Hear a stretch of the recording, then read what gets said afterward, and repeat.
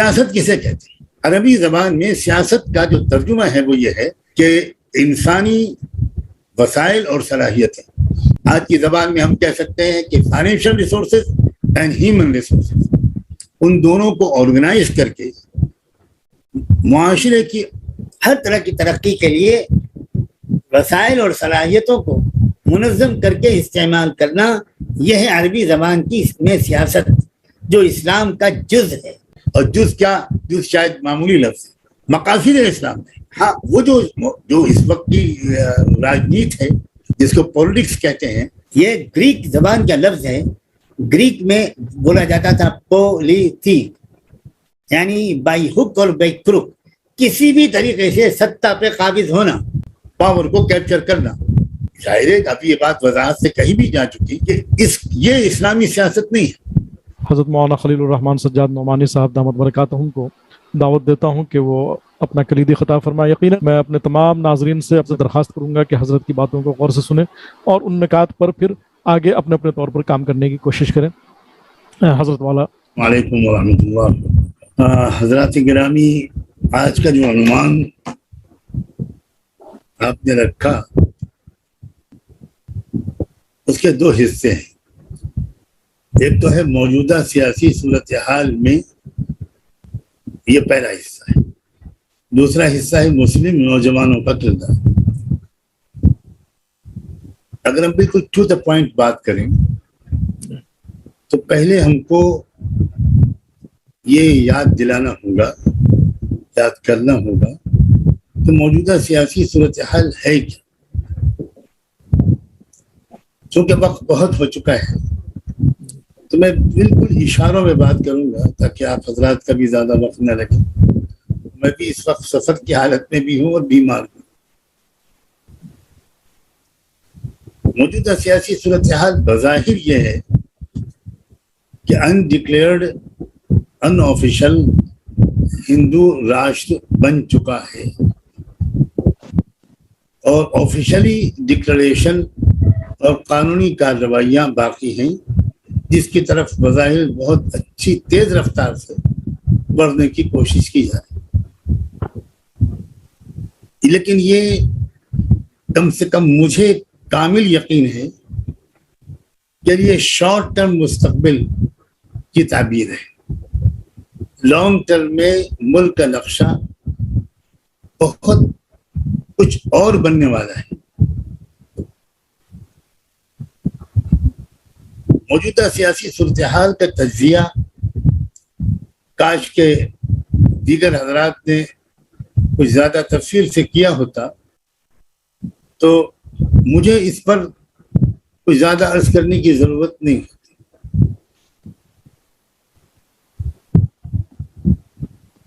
ملک میں کہا جاتا ہے کہ اکثریت ہندوؤں کی ہے اور اقلیت مسلمانوں کی اور کچھ اور مذہبی اکائیوں کی.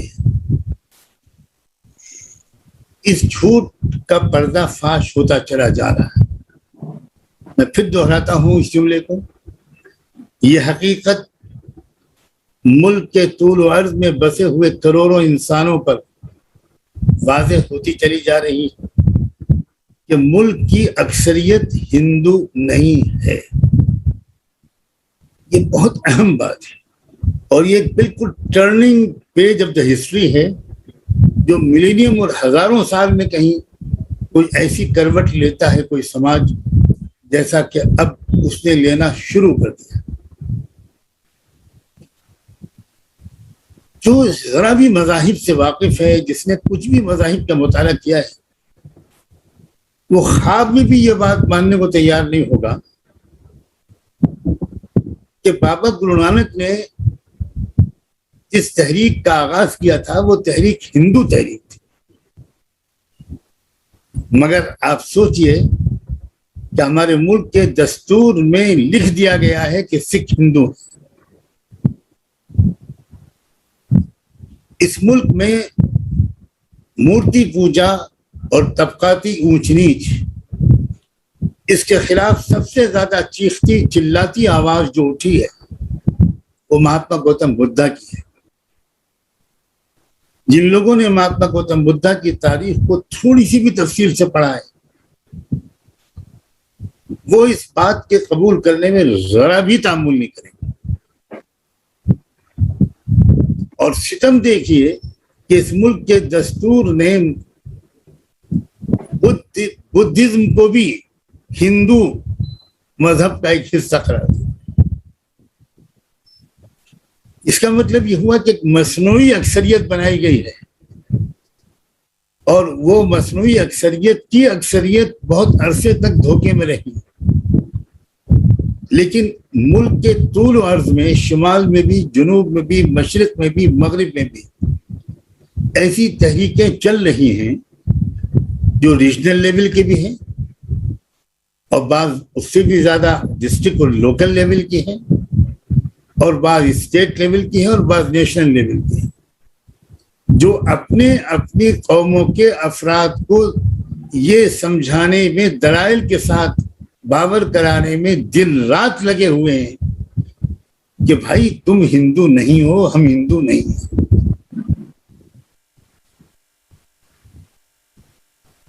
خوش قسمتی کہیے یا بدقسمتی، پچھلے 15-20 سال سے میرا کچھ خاموش رابطہ میری بہت معمولی سی صلاحیت کے مطابق اور بہت حقیر وسائل کے بلبوتے پر ملک کے طول و عرض میں چلنے والی ایسی زمینی تحریکوں سے ہے.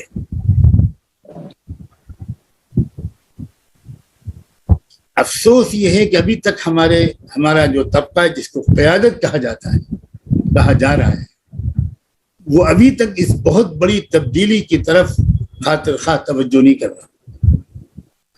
ملک کی سیاسی صورتحال کی تشریح کر رہا ہوں. پہلے ہمیں جاننا چاہیے کہ ملک کی سیاسی صورتحال ہے کیا. صحیح ہے کہ مستقبل قریب میں تو وہی ہونے جا رہا ہے جس کا چرچا ہے، لیکن وہ بہت تھوڑی مدت کا کھیل ہوگا اگر وہ پائے تکمیل تک پہنچا تو. میں تو یہ جسارت کرتا ہوں کہ میرے اس جملے کو نوٹ کر لیا جائے کہ وہ بہت کم عمر ہوگی اس کی. میں چند مثالیں پیش کرتا ہوں. سکھ سماج جس کو دستور میں لکھ دیا گیا کہ وہ ہندو سماج کا مذہب کا حصہ ہے، تیزی کے ساتھ اس کے اندر اپنی اصلی شناخت کا ادراک واپس آ رہا ہے بہت تیزی کے ساتھ. میں ابھی حال میں چند دن پہلے باوجود شدید بیماری کے پنجاب کے دورے سے آیا. تفصیلات بیان کرنے کا نہ ضرورت سمجھتا ہوں اور نہ وقت ہے. یہ احساس تیزی کے ساتھ عام ہو رہا ہے کہ ہمارے ساتھ بہت بڑا دھوکہ ہوا ہے. مذہبی اعتبار سے بھی دھوکہ ہوا ہے اور سیاسی اعتبار سے بھی دھوکہ ہوا ہے. بدھسٹ سماج کے اندر اپنی شناخت، اپنی اصلی شناخت یہ بھی اچھی خاصی رفتار سے پھیل رہی ہے اور مزید رفتار کے بڑھنے کے امکانات بہت ہیں اگر ملک سے تعلق رکھنے والے لوگ اس طرف توجہ کریں. یہی صورتحال مہاراشٹر، آندھرا، تلنگانہ اور کرناٹکا میں رہنے والی لنگایت نامی سماج کی ہے. 800 سال پہلے لنگایت دھرم کو قائم کیا گیا تھا ویدک دھرم کے چنگل سے بھارت کے باشندوں کو نکالنے کے لیے. یہ اس کا مقصد تھا.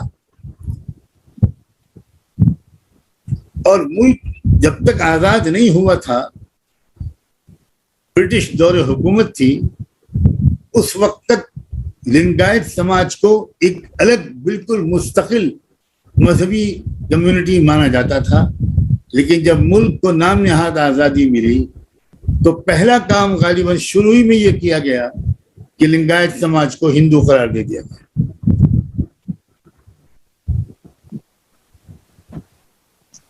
تامل ناڈو کی آبادی کا جو حال ہے وہ آپ جانتے ہیں. پوری ڈریوڈین قوم کا جو حال ہے وہ آپ کو جانتے ہیں. اور اگر کوئی بھی عام سننے والوں میں نہیں جانتا ہو تو اسے ڈریوڈینس کی تھوڑی سی تاریخ پڑھ لینی چاہیے. تو یہ مصنوعی طور پر سب کو ہندو بنایا گیا ہے اور وہ بھی سیاسی طور پر بنایا گیا ہے. مذہبی طور پر ان میں سے کسی کو ہندو تسلیم نہیں کیا جاتا. تو یہ جو ظلم ہوا ہے, فراڈ ہوا ہے, یہ اب دور ہو رہا ہے. ایک پھر آبادی, بیداری اور اویئرنیس بڑھ رہی ہے بھارت کے مختلف سماج کے لوگوں میں. مثالیں میں اور کچھ سماجوں کی بھی دے سکتا ہوں, وقت بچانے کے لیے گریز کر رہا ہوں. یہ جو صورتحال ہے اس سے بہت پریشان ہیں وہ لوگ. وہ منسمرتی والے لوگ بہت زیادہ پریشان ہیں کہ انہوں نے بڑی زبردست حکمت عملی کے تحت ایک منصوبہ بند طریقے پر اس ملک کی اکثریت کو جو ہندو نہیں تھی اس کو انہوں نے ہندو بنایا تھا, اور پھر اکثریت اور اقلیت اور ایک قوم اور دو قوم کے مسائل کھڑے ہوئے تھے.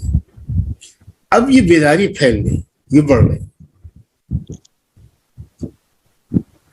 میں اس عنوان کے دوسرے حصے کی طرف وقت بچانے کے لیے فوراً آتا ہوں, اور وہ ہے مسلم نوجوانوں کا کردار. یہ ہے آج کا موضوع, اور ایمفیسس ہونا چاہیے تھا آج کے اس پورے سیشن میں کہ مسلم نوجوانوں کا ملک کی موجودہ سیاسی صورتحال میں کیا کردار ہونا چاہیے. بہت بڑا کردار ان کا ہو سکتا ہے. ملک میں ایک بہت ایسی تبدیلی, جس تبدیلی کا لانا ہمارا فرض ہے, کیونکہ اسلام کا تو مقصد, ایک بہت بڑا مقصد انبیاء علیہ السلام کے بھیجے جانے کا اور کتابوں اور صحیفوں, آسمانی کتابوں اور صحیفوں کے اتارے جانے کا ایک بڑا مقصد قرآن نے یہ بتایا ہے کہ لیقوم الناس بالقسط, تاکہ انصاف قائم ہو, لوگ انصاف قائم کریں, ہر قوم کو انصاف ملے. انصاف کا حصول یہ ہمارا نصب العین نہیں ہے. انصاف کے حصول کے ساتھ انصاف کا قیام ہمارا اصل نصب العین ہے, اور یہ خیالی باتیں نہیں ہیں, قطعاً خیالی باتیں نہیں ہیں. ملک اسی طرف جا رہا ہے, حالات اس کے لیے سازگار بن رہے ہیں, اس لیے کہ ملک میں اب تک مسلمان اپنے کو صرف مظلوم سمجھتے تھے, لیکن اب پتہ چل رہا ہے کہ ہر طرف مظلومیت کا احساس ہے. اس کا چرچا اس لیے زیادہ نہیں ہو پا رہا کہ میڈیا اس کی ترجمانی نہیں کر رہا ہے. اس صورتحال کو سمجھنے پر انحصار کرتے ہیں. مجھے نہیں لگتا کہ وہ صحیح صورتحال سمجھ پاتے ہوں گے. جو زمین میں چل پھر کر, گاؤں گاؤں جا کر, مختلف طبقات سے مل کر, براہ راست تعلقات بنا کر ان کی باتیں سنتے ہیں, میں یقین سے کہہ سکتا ہوں کہ ملک کی حقیقی سیاسی اور سماجی صورتحال کا اندازہ ان کو زیادہ بہتر طریقے پر ہو سکتا ہے.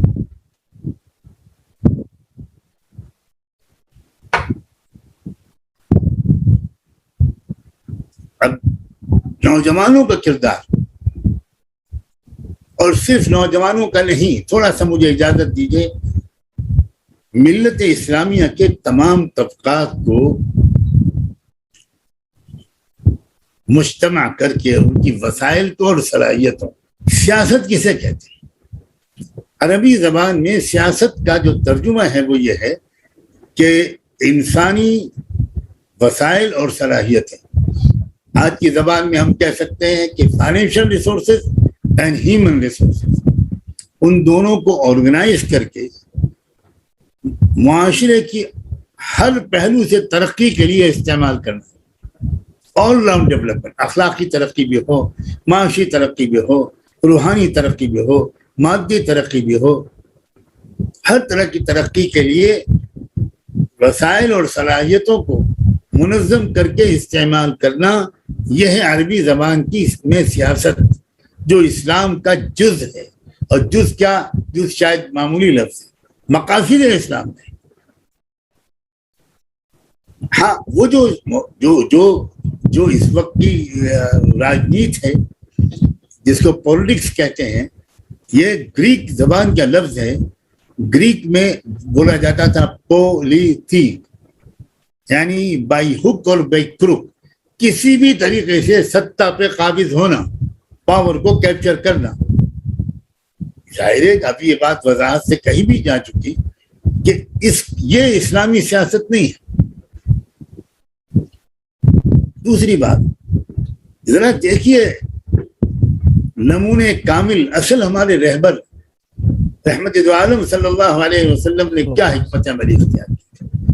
جب بات آئے گی حکمت عملی کی اور لاہ عمل کی، تو ہمیں اللہ کے رسول سے زیادہ جامع اور ریلیونٹ رہنمائی کہیں اور سے نہیں مل سکتی۔ آپ غور تو کیجئے کہ پورے جزیرے عرب میں ایک قبیلے کو چھوڑ کر سارے قبیلے کے لوگ یہ مورتی پوجا کرتے تھے، بت پرست اور مشرک تھے۔ لیکن اللہ کے رسول صلی اللہ علیہ وسلم کو جیسے جیسے موقع ملتا چلا گیا، آپ نے ہر قبیلے کی الگ لیڈرشپ سے معاہدات کیے، یعنی ٹرائبل آئیڈینٹی کے ساتھ آپ نے ڈیل کیا، قبائلی شناخت کو ترجیح دی، ان کو ایک مذہبی وحدت قرار دینے کی غلطی نہیں کی، جو غلطی ہم بھارت کے مسلمانوں سے ہوئی ہے۔ ہم نے اس پوری تعداد کو ایک مذہبی وحدت قرار دے دیا۔ یہ چونکہ خلاف سنت عمل تھا، نبی کے طریقے کے خلاف چلنے میں کبھی بھی کامیابی نہیں ہو سکتی، اور ہم سے جانے انجانے میں یہ غلطی اب تک ہوئی، کوئی بات نہیں، قومیں سبق سیکھتی ہیں اور قوموں کے اندر بیداری آتی ہے، کچھ وقت چلا جاتا ہے۔ یہیں پر آ کر نوجوانوں کی اہمیت ہے۔ میں پوری طرح متفق ہوں اس بات سے کہ ہمیں اپنے نوجوانوں کو ایجوکیٹ کرنا چاہیے۔ ہمیں اپنے نوجوانوں کو، سچی بات یہ ہے کہ سیاسی سوجھ بوجھ دینے میں ہم 100% تقریباً ناکام رہے، اور ممبر و محراب کے خدام کی حیثیت سے ہم علماء کو بھی اس ذمہ داری کا بڑا حصہ تسلیم کرنا چاہیے کہ یہ ہماری غلطی ہے۔ ہمیں اس تمام طبقات کو ساتھ رہنے کے لیے اپنے دل کو کشادہ بنانا بھی ہوگا۔ نوجوانوں کا بھی مسئلہ ہے، خواتین کا بھی مسئلہ ہے، بچیوں کا بھی مسئلہ ہے، کسانوں کا ایک زبردست طبقہ ہے ملک میں، مزدوروں کے طبقہ ہے، پروفیشنلز کے طبقات ہیں۔ ہمیں سب طبقات کو اور ہر ایک کو اس کے اپنے میدان، ایکسپرٹیز کے میدان میں استعمال کرنا ہوگا۔ اللہ کے رسول نے حضرت خالد بن ولید کے ہاتھ سے تلوار چھین کر قلم نہیں پکڑایا، اور حسان ابن ثابت کے ہاتھ سے قلم لے کر تلوار نہیں پکڑائی۔ ہر ایک کی الگ الگ صلاحیت ہوتی ہے۔ تو مسلم نوجوانوں کا بہت میجر رول ہے، اور میں سچ کہتا ہوں مسلم نوجوانوں نے ثابت کر دیا ہے کہ ذرا نم ہو تو یہ مٹی بہت زرخیز ہے صاحب۔ ہمیں محبت کے ساتھ، ان کی عمر کی نزاکتوں کا لحاظ کرتے ہوئے، حقیقت پسندانہ اپروچ کے ساتھ ان کو گلے لگانا ہوگا، ان کو محبت سے دیکھنا ہوگا، ان کو اپریشیٹ کرنا ہوگا۔ اور ایک آدھ غلطی اگر کسی سے کوئی ہوتی ہے تو اس کو بہت خوبصورتی کے ساتھ نظر انداز کرنا ہوگا۔ ہمیں اپنے نقطۂ نظر کو مثبت بنانا ہوگا۔ بھارت کے موجودہ حالات میں، سیاسی صورتحال میں مسلم نوجوانوں کا کردار زبردست ہے۔ ان کو ہم کو تربیت دینی ہوگی، اخلاقی تربیت بھی، فکری اور ذہنی تربیت بھی، عقلی تربیت بھی، سیاسی تربیت بھی۔ اور ابھی ثابت کیا نوجوانوں نے کہ قطعاً نوجوانوں سے مایوس ہونے کا کوئی جواز نہیں ہے۔ اس ملک میں جتنی خدمت اس کووڈ-19 کے دور میں مسلم نوجوانوں نے کی ہے، میری دانش میں ملک کی کسی کمیونٹی کے نوجوانوں نے بلکہ پوری کمیونٹی نے نہیں کی۔ اس کا مطلب ہے کہ ہمارے نوجوانوں کے اندر زبردست صلاحیت ہے۔ کاش کہ جو ہمارے مولانا یحییٰ نعمانی نے اشارہ کیا کہ ہمارے ذہن پر کچھ چیزیں طاری رہتی ہیں تو موضوع ادھر ہی چلا گیا، قصہ قدیم و جدید کی طرف۔ حالانکہ آج کا موضوع جہاں تک میں سمجھا وہ یہ نہیں تھا، بلکہ شروع کے حضرات کے گفتگو سے میں یہ سمجھتا رہا کہ شاید میرے سمجھنے میں غلطی ہوئی ہے۔ شاید زیادہ جو فوکس ہے وہ یہی ہے کہ ہماری جو قدیم طرز کی قیادت ہے اور اس میں اور نوجوانوں میں خلا ہے، لیکن کچھ حضرات کے اشاروں سے یہ میں سمجھا کہ نہیں، ایسا نہیں ہے۔ واقعہ یہ ہے کہ موضوع یہی ہے، اور اسی لیے میں نے ان تمام باتوں کو دہرانے کے بجائے جو آپ حضرات نے عرض کی، ہمارے بہت ہی قابل احترام لوگوں نے عرض کی فرمائی، میں نے ان کو دہرانے کے بجائے دوسرے پہلوؤں کی طرف اشارہ کیا ہے۔ ملک میں زبردست امکانات موجود ہیں۔ یہ جو مظلوم طبقات ہیں جو اکثریت میں ہیں، ہرگز اقلیت میں نہیں ہیں، اس سے بڑا کوئی جھوٹ نہیں ہے کہ وہ اقلیت میں ہیں، ان کو ایک لڑی میں پرونا، ایک کامن منیمم پروگرام کے تحت ان کو ایک منصوباً طریقے پر ملک کی ترقی کے لیے، ملک کی خدمت کے لیے، ملک میں امن و شانتی قائم کرنے کے لیے، ملک کے وسائل کا صحیح استعمال کرنے کے لیے، ملک کو عالمی برادری میں اخلاقی لحاظ سے بھی، معاشی لحاظ سے بھی اور سائنس اور ٹیکنالوجی کے لحاظ سے بھی ایک اونچا مقام دلانے کے لیے یہ صلاحیتوں کو مجتمع کر کے آگے بڑھنا ہوگا۔ بہت بڑا دل چاہیے، سخت محنت چاہیے۔ امید ہے کہ انشاءاللہ یہ جو نوجوان علماء اہل دانش نظر آ رہے ہیں اس قسم کے پروگراموں میں آئے دن سامنے آتے ہیں، خدا کرے کہ اب یہ بات ہم لوگ ایک اسکرین سے آگے بڑھ کر کہیں پر جمع ہو کر کوئی مشترکہ لائحہ عمل خالص پریکٹیکل بنائیں، جس میں ان تمام طبقات کی صلاحیتوں کو اور وسائل کو استعمال کریں، اچھی تربیت کے ساتھ، محبت کے ساتھ، حسن ظن کے ساتھ، نیک توقعات کے ساتھ۔ میں اس سے امید کرتا ہوں کہ ضروری بات شاید میں نے اپنے ٹوٹے پھوٹے انداز میں آپ تک پہنچائی ہو۔ بہت ممنون ہوں کہ آپ نے مجھے بھی اس میں شرکت کا موقع عنایت فرمایا۔ اللہ آپ کو سلامت رکھے اور ہم سب کی مخلصانہ اور صحیح سمت کی کوششیں کرنے کی توفیق عطا فرمائے۔ وآخر دعوانا ان الحمد للہ۔